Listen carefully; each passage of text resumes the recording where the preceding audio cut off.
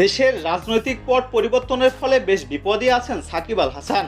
তার দেশে ফেরা নিয়েও আছে শঙ্কা। তবে পাকিস্তানের বিপক্ষে টেস্ট সিরিজে তিনি সুযোগ পেয়েছেন। চলতি বছরে সব মিলিয়ে 8টি টেস্ট খেলবে বাংলাদেশ। সবগুলো ম্যাচই সাকিব অ্যাভেলেবল আছেন বলে জানিয়েছেন প্রধান নির্বাচক গাজী আশরাফ হোসেন লিপু। মিরপুরে শেরে বাংলা অনুষ্ঠিত সংবাদ সম্মেলনে গাজী আশরাফ বললেন, সাকিবের সঙ্গে আমাদের নিয়মিত যোগাযোগ আছে, গত মাসেও ছিল, এই মাসেও আছে। এটা একটা প্রক্রিয়া, তার পারফরমেন্সের আলোকেই যাচ্ছে, পারফরমেন্স দিয়েই যাচ্ছে। পাকিস্তান বিপক্ষে তার রেকর্ড সব মিলিয়ে তিনি দলে আছেন।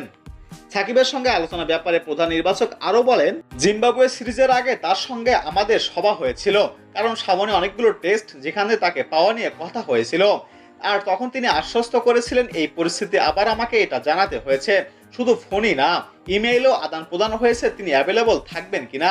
অ্যাভেলেবেলের পাশাপাশি প্রত্যেক সিরিজের আগে যে অনুশীলন সেশন হয় সেখানেও তিনি থাকবেন কিনা সেটাও জানার বিষয় ছিল। দেশের সেরা অলরাউন্ডার সাকিব আল হাসান সব টেস্ট খেলার নিশ্চয়তা দিয়েছেন বলে জানালেন গাজী আশরাফ হোসেন লিপু। 8টি টেস্ট ম্যাচ হবে, সেটা ওয়েস্ট ইন্ডিজ দিয়ে শুরু হবে এবং শেষ হবে ডিসেম্বরে।